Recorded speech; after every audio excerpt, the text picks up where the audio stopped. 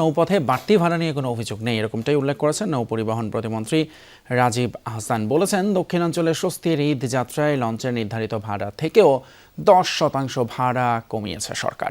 বিকেলে রাজধানীর Sadarghat launch terminal পরিদর্শন শেষে এসব কথা বলেন তিনি। দুর্ঘটনা এড়াতে লঞ্চগুলোর ফিটনেস পরীক্ষা নিরীক্ষা করা হচ্ছে বলেও জানান মন্ত্রী। বলেন, নৌপথে ঈদ যাত্রা অন্য সব বারের তুলনায় স্বস্তিদায়ক ও আনন্দদায়ক। সদরঘাটে চাপ কমাতে বছিলা এবং শিমুলিয়া লঞ্চ ঘাট চাহিদার ভিত্তিতে ভবিষ্যতে স্থায়ী করার পরিকল্পনাও রয়েছে বলে জানান প্রতিমন্ত্রী। এদিকে ঈদ যাত্রাকে নিরাপদ করতে আইনশৃঙ্খলা বাহিনীর সদস্যদের বেশ তৎপর দেখা গিয়েছে। সদরঘাটে বিনামূল্যে কুলি, ট্রলি ও হুইল চেয়ার সেবায় সন্তুষ্ট যাত্রীরা।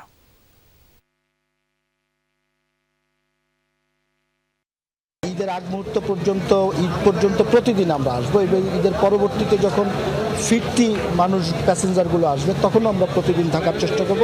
এখন পর্যন্ত আমরা কোথাও থেকে কোনো অভিযোগ পাইনি, না যাত্রীদের কাছ থেকে, না আপনারা যারা আমাদের সাংবাদিক বন্ধুরা আছেন আপনাদের কাছ থেকে, না অন্য কোথাও থেকে আমরা কোনো অভিযোগ পাইনি।